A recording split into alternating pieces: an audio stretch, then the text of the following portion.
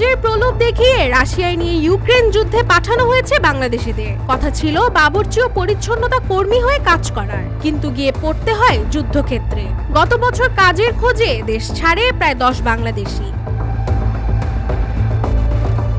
এ বিষয়ে যুদ্ধে গিয়ে আহত প্রবাসী আরমান মন্ডল রাশিয়ার সেন্ট পিটার্সবার্গ হাসপাতাল থেকে জানায়, জিম্মি করে বাধ্য করা হয় তাদের ইউক্রেন রাশিয়ার যুদ্ধে অংশ নিতে। এমনকি 20 লাখ টাকায় বিক্রি করে যুদ্ধে যাওয়ার আগে 20 দিনের প্রশিক্ষণও দেওয়া হয় তাদের। পরবর্তীতে যুদ্ধে গেলে ল্যান্ড মাইনের আঘাত লাগে, তার পায়ে লাগে ড্রোন থেকে ছোড়া ইউক্রেনের গুলি।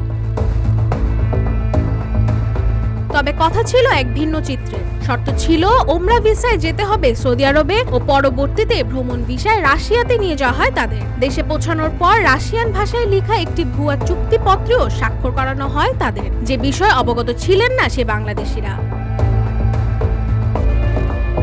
এদিকে তাদেরই এক সহকর্মী আকরাম হাসান ভাগ্যক্রমে পালিয়ে দেশে ফিরতে হয়েছে সক্ষম। তিনি জানান, আমাদের সাথে করা হয়েছে প্রতারণা, কাজের লোভ দেখিয়ে আমাদের রণক্ষেত্রে পাঠিয়ে দেওয়া হয়েছে।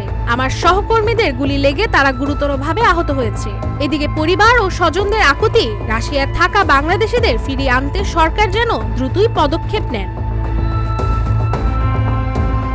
ডেস্ক রিপোর্ট, রূপালী বাংলাদেশ।